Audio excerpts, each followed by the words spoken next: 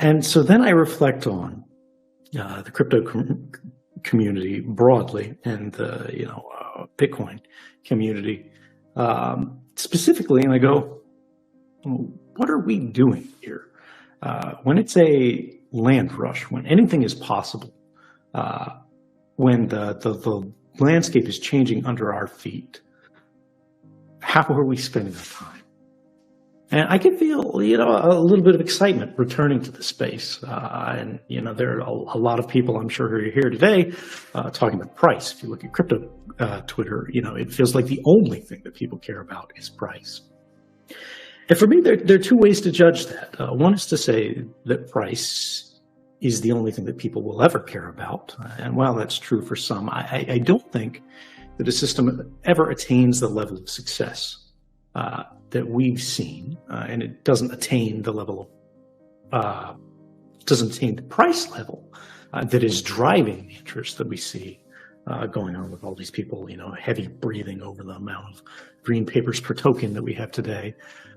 As a consequence of speculation alone, it has to come from somewhere. It has to mean something in order for people to be interested in the first place. So the other possibility, if it's not pure speculation, is that there's not much else going on, where that's the perception. And so the sort of new capabilities, the new possibilities, the things, sort of the tech, for the people who are in it for the tech, has been unable to successfully compete for attention. And that worries me.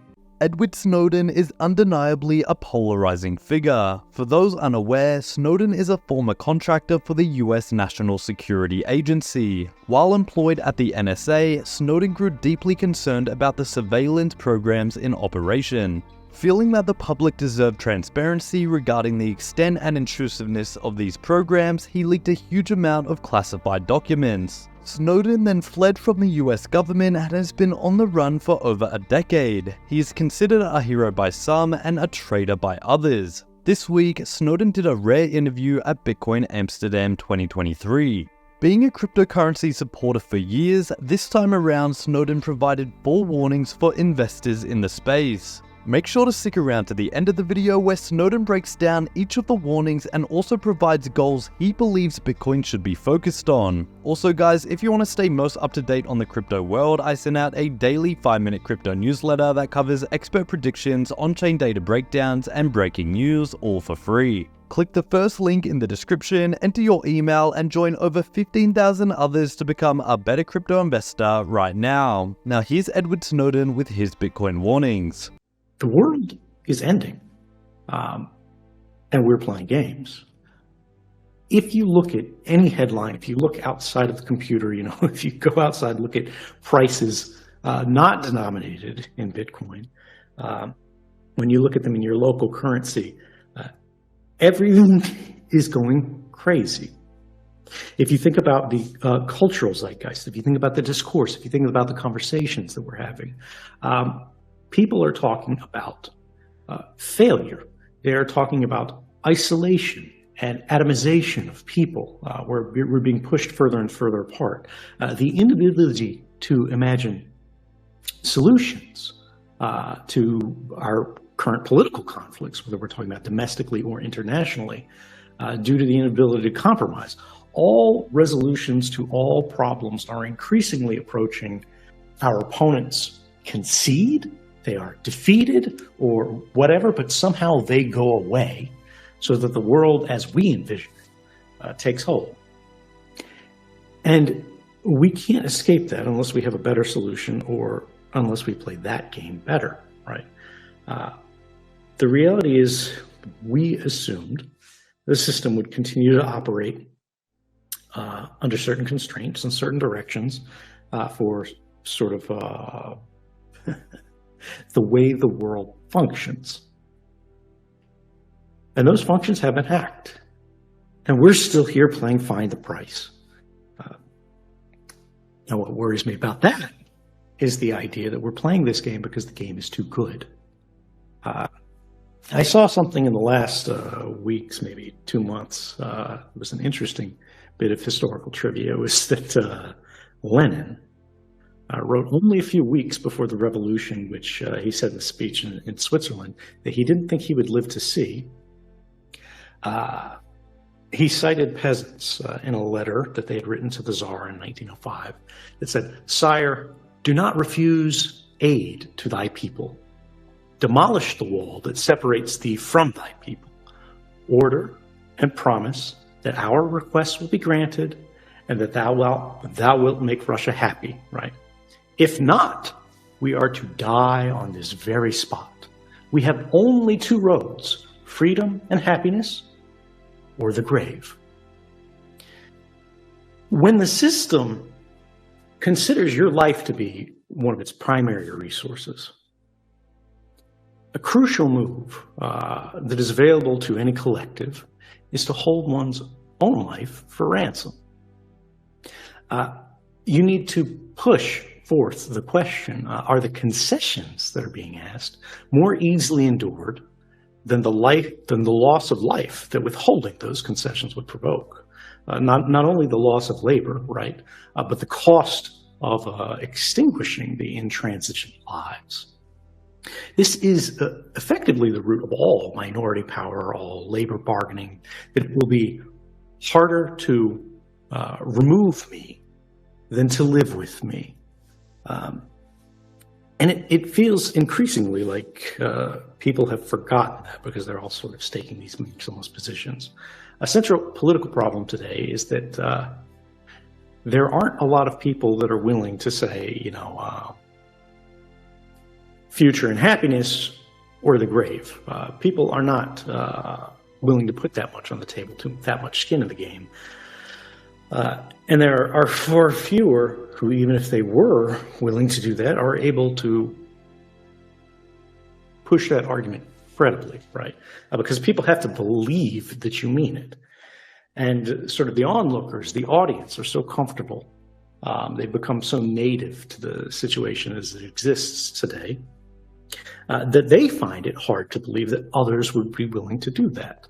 Even the peasant's life as they exist today has become so sufferable, as according to declaration, accordingly all experience hath shown, that mankind are more disposed to suffer while evils are sufferable, that it becomes impossible to right themselves by abolishing the forms of government to which they are accustomed. Even if you have the foreknowledge of inevitable loss, even if you know that continuing to do what you are doing today will result in a degraded position tomorrow, for you, for your family, for your principles, for your beliefs, for everything around you, for your system, for Bitcoin, for whatever, the game feels too good to leave. Most people right now, if they have a soft bed, hot meals, the endlessly scrolling dopamine drip, and for some in the room, a 1-minute candlestick chart, they don't want to leave their house. There is nothing out there that calls to them more strongly than the comfort of the inside. But it doesn't have to be that way. And I think we need to remember, particularly in these moments of instability, that we are all part of a much bigger game. And Bitcoin is one of our strongest levers in that. The systems that we are influencing, that we are exerting leverage on, payments and finance, will shape what the world of tomorrow looks like. Now, we have to cross some hurdles to get there in a meaningful way. Right now, the reason everybody's getting excited about the price is they're thinking about, ETFs or whatever. We don't really want that to be the thing that moves price, even if price is moving. Because that is a kind of subordination, that is a kind of subjugation, that is a process of taming that we see being played out. We need to look at more fundamental things we've been aware of for a while, but people simply haven't confronted, they haven't combated, they haven't engaged with in the strong and sort of meaningful way. That is hard, that is uncomfortable, that is risky, but it is necessary. Bitcoin has a privacy problem. Everybody knows it, and for as many years as I've been giving these talks now, It is still unfixed. The world has a privacy problem. Okay, so what do you do about it? People in the room go, let me do coin join. I'm going to erase this by shuffling these around, and I'll do 200 levels of mix-ins or something like that. Cool, yes. I am proud of you for knowing that it's possible, but no, stop. That's not what we're looking at. Contorting yourself to be able to pass through the keyholes of the tyranny that is surrounding us. That's not the solution. The goal is not to, wake up in the morning and be blessed with the perfect suite of knowledge and skills that will allow you to dance through the Byzantine hell of a smartphone's, evil, invisible, perfidious network traffic that is diming you out to everybody they can without asking your permission, just in order to be able to interact with society in some approximation of safely, right? You go, oh, well, I've got VPNs and I've got these things they're blocking this. I'm using ad blockers and I've got a hardened browser and whatever. That's not the goal. And it only benefits, the smallest minority fraction. When we talked about, the old case of Lenin and these people who are, sort of putting their axe on the ground, it comes from the collective. There has to be a mass. There has to be enough people. And the more exclusive your community becomes because of the burden of knowledge that it requires to participate in it, the smaller that collective will necessarily be. And we need to recognize that the status quo of the world it is, whether it's the way sort of on-chain privacy analysis is happening, and they're tracking cross-chain transfers, and you see people tweeting this stuff out, and going, oh, look, this person moved this, and that person moved that. That's not normal. It's not acceptable, but it is here. It's inside the room. It's on your phone. It's in your pocket. It's on the Wi-Fi. It's the cameras that watched you walk into the venue that now have vehicle recognition and person recognition baked into the algorithm. It's on the chip. It doesn't even cost the manufacturer anything extra to add in. They've just got to enable it in the software. It is everywhere. And the thing that I want you to take away from all that is that acting in secret is not freedom, right? It's not the goal. It's not that we want to liberate ourselves as the individual. We want to liberate the collective individual. And accepting that it's normal for there to be processes out there where you have to submit, a notarized photo of your taint. Let's say, your on-chain taint, maybe, to your rulers in Manhattan via an automated form in order to establish your identity or your proof of funds in order to be permitted to spend your own money. That's not freedom. The necessity of coin joins and so on, that is because you are unfree. That is proof of funds. That is proof of unfreedom. And we do have people who have worked on this. They've done amazing things. There's the tornado cash problem, where you have governments beginning to go after these developers and try to jail them for doing the right thing. And, you have on-chain analysts who are going, oh, some bad person used this tool, and so you got to go after the developers. Developers got to shut this down. That's not how it works. When you build roads, the person who laid the asphalt is not responsible for the people who drove down the road. And if we buy into that as a community, if we start enabling that as a community, we're making not just the world worse for ourselves, we're making it worse for everybody else. What we need to do is we need to recognize that the challenges that we're facing are great. Excuse me. And that there is going to be risk in building solutions. If you are building tools that you think plausibly governments will want to,